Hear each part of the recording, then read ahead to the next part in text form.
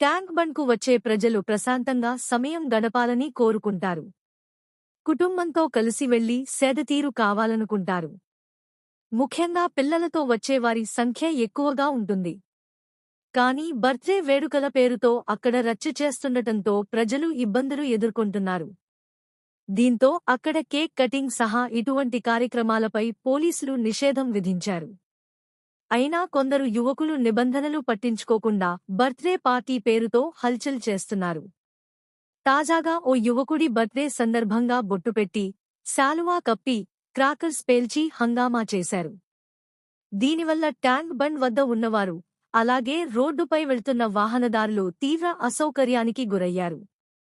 అనుమతి లేకుండానే ఈ కార్యక్రమం నిర్వహించడంతో వీడియో సోషల్ మీడియాలో వైరల్ అవుతోంది. నెటిజన్లు ఈ ఘటనపై స్పందిస్తూ బాధ్యులపై కఠిన చర్యలు తీసుకోవాలని డిమాండ్ చేస్తున్నారు. పోలీసులే చొరవ తీసుకుని స్పెషల్ డ్రైవ్లు నిర్వహించి జరిమానాలు విధించాలని సూచిస్తున్నారు. ట్యాంక్ బండ్ ఇప్పుడు కేక్ బండ్గా మారిందని వ్యంగ్యంగా వ్యాఖ్యానిస్తున్నారు.